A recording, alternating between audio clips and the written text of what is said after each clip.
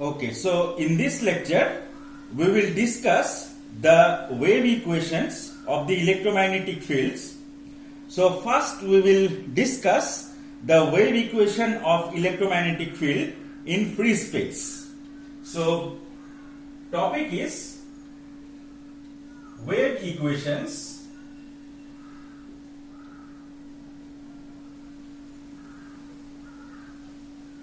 of electromagnetic fields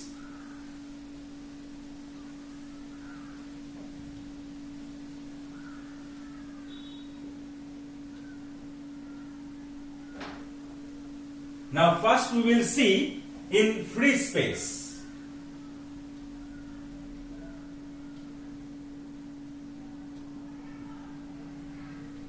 Free space means vacuum. Okay, so we will see the wave equation of electromagnetic fields in free space. Now we will start with Maxwell's equations. Now Maxwell's equations in free space are, so Maxwell's equations in free space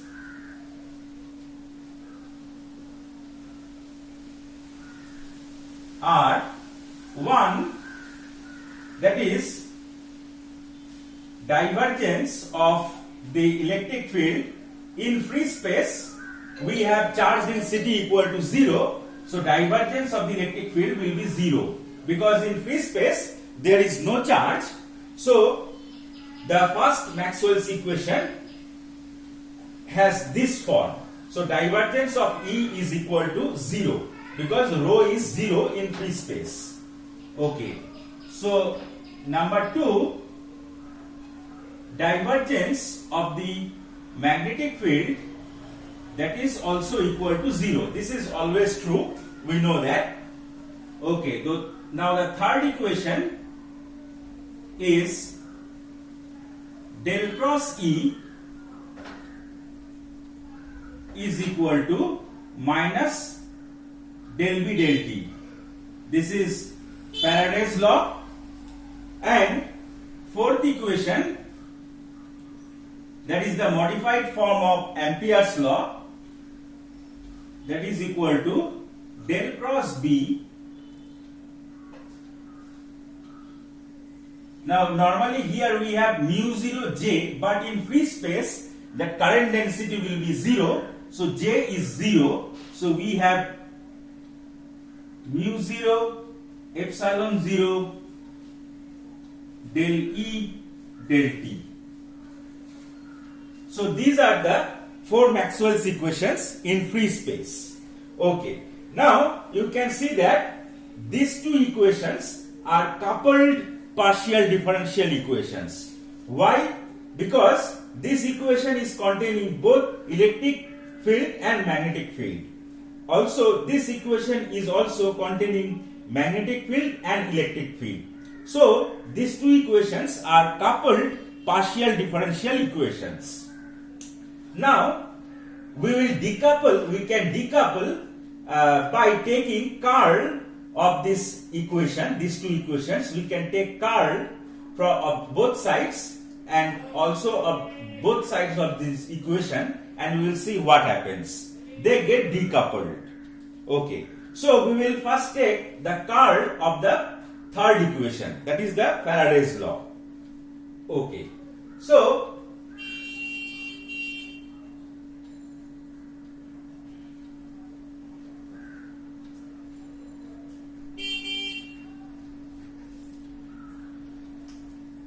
taking curl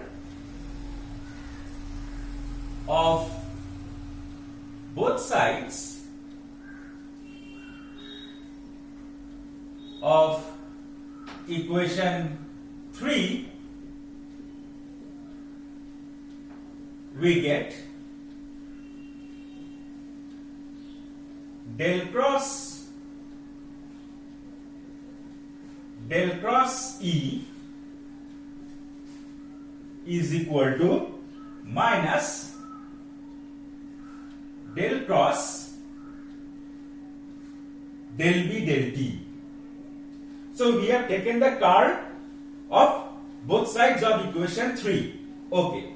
Now from vector identity I can write this term as this is gradient of divergence of E minus del square E. This is equal to minus. Now see, here I have del cross operator, del operator, which contains the partial derivative with respect to position coordinates, and this is partial derivative with respect to time coordinate. Since they are independent, I can introduce the curl inside this time derivative. So it will be minus del del T of del cross B. Okay. Now from Maxwell's first equation in free space, we got divergence of E equal to 0. So this part will be 0. So we have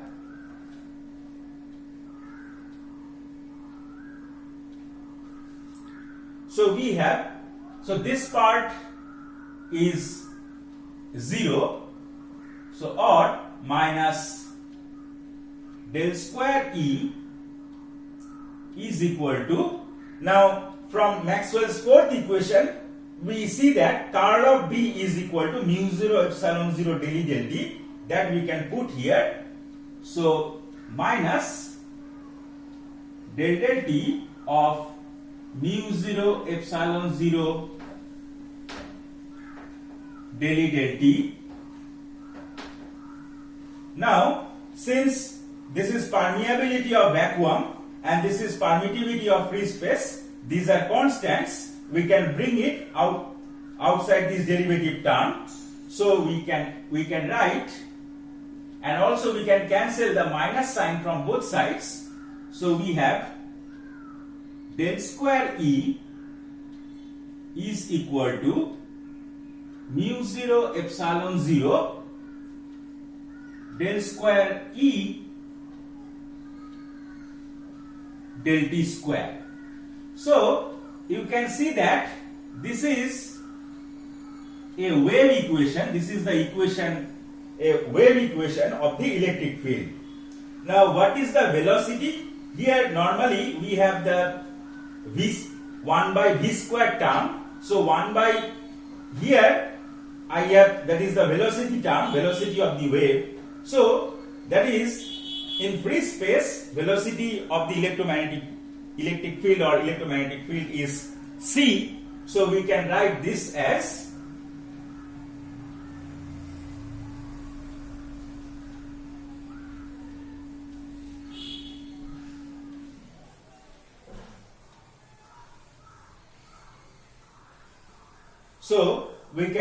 so if I write c square is equal to 1 by mu 0 epsilon 0.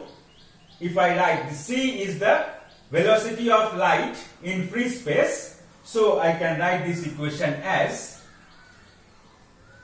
del square E is equal to 1 by c square del square E del T square.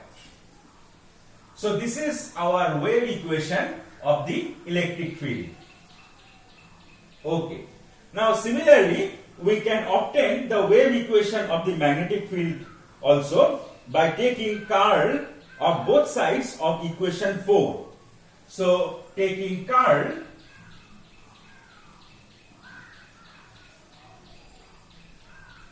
of both sides of equation 4, we get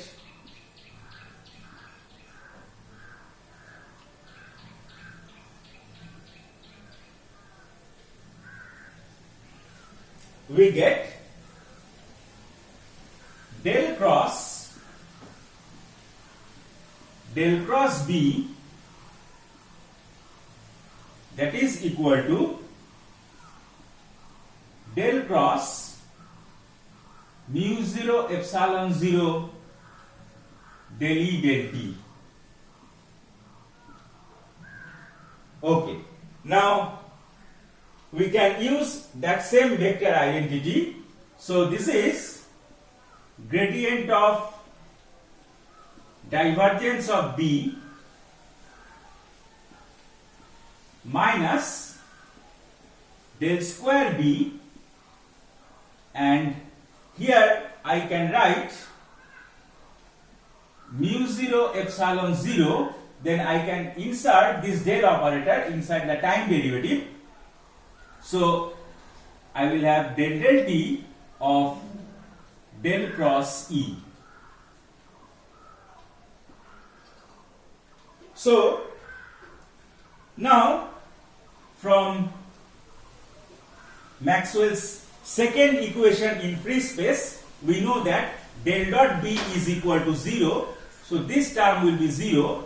So we have minus del square B is equal to, now from Maxwell's third equation, that is Faraday's law, del cross E is minus del B del T. So we can write minus mu 0 epsilon 0.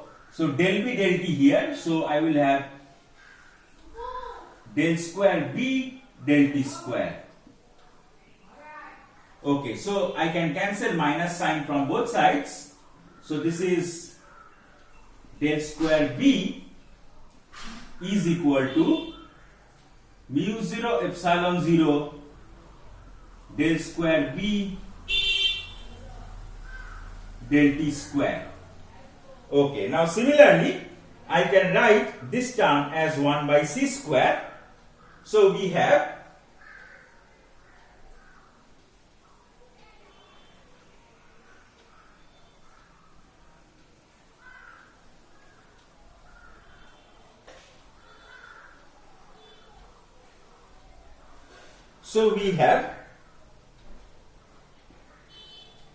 del square B, that is equal to 1 by C square del square B del T square.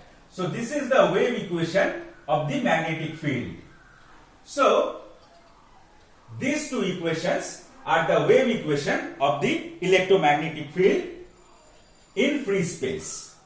So we say that Maxwell's equations in free space support the propagation of electromagnetic wave, because from Maxwell's equations in free space we see that electric field and magnetic field, they satisfy a wave equation.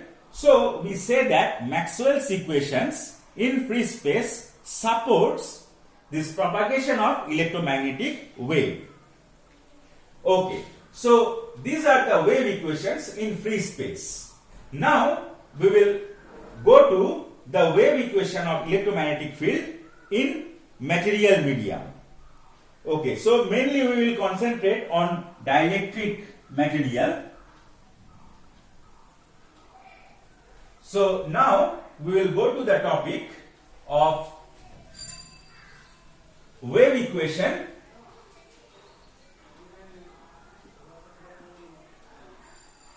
of electromagnetic field E dot M, electromagnetic field in dielectrics.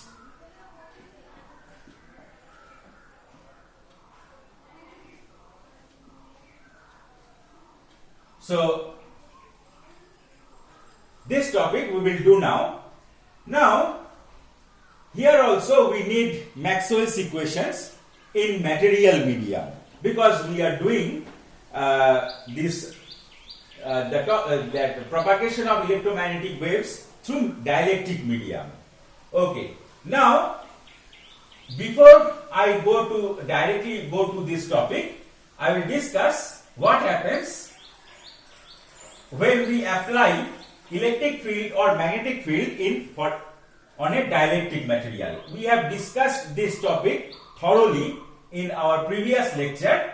Now let me briefly recapitulate that thing. See, if you apply electric field to a dielectric material, say this dielectric material will be polarized.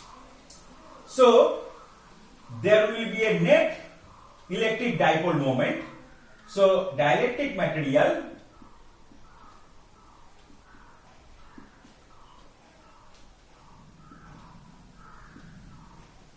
is polarized.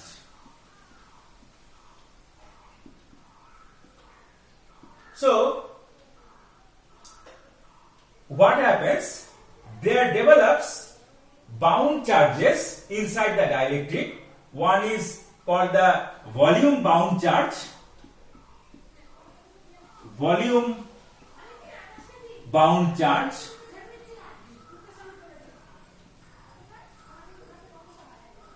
Of density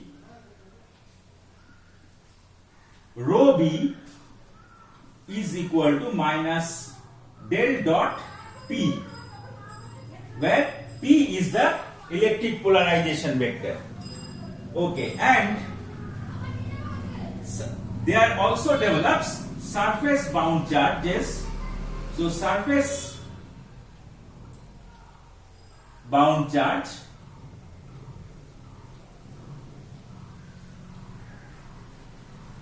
with density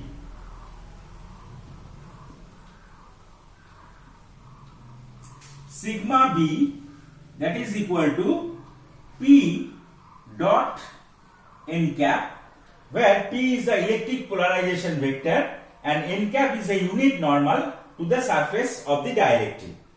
So when we apply electric field to a dielectric material, it gets polarized and there develops bound charges. One is volume bound charge with density minus del dot p, and another is surface bound charge of density p dot n cap. Okay, so now what is p vector? P is the net electric dipole moment per unit volume. So p, this is the electric polarization vector, this is the net electric dipole moment. Dipole moment in unit volume. So this is the electric polarization vector. Okay, now this bound charges also produces electric field. So what happens in case of linear dielectric material? In case of linear dielectric material, this electric polarization vector is directly proportional to the electric field. So in case of linear dielectric material, in case of linear dielectrics,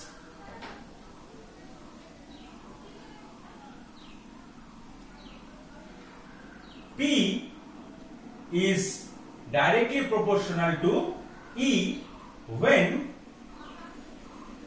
E is not too strong. Not too strong. Okay. So we write the proportionality constant in this way. P is equal to epsilon 0 chi E into electric field. Now this chi E is called the electric susceptibility. So this is electric susceptibility. Now this is a dimensionless quantity, and electric field which I have written here, this electric field is made up of the externally applied electric field, and also due to the bound charges they also produces electric field. So contribution of the bound charges to the electric field is also included here. So P is equal to epsilon 0 chi E into E. So the electric displacement vector,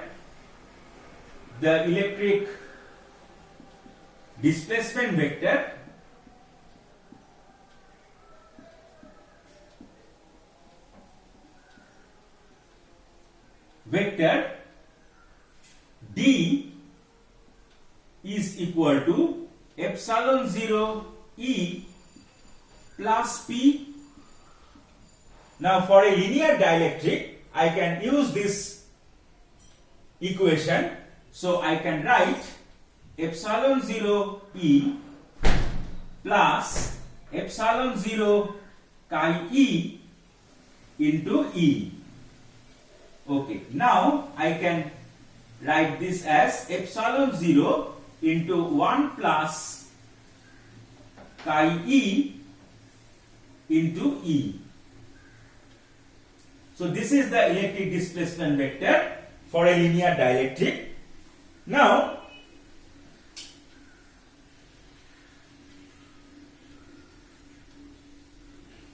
I can call this term, see, epsilon 0 into 1 plus chi E, it is called epsilon, that is the permittivity of the material. So D is equal to epsilon into E for a linear dielectric. For a linear dielectric, this relation holds. Okay. Now, from here we can see that what is epsilon divided by epsilon 0?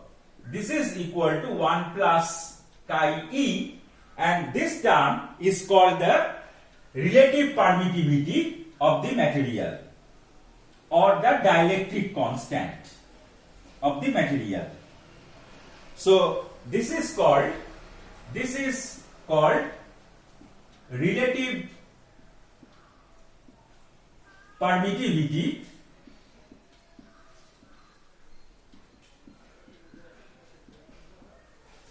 of the material,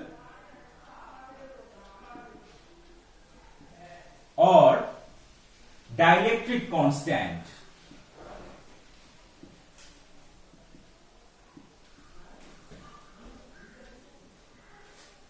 Dielectric constant of the material.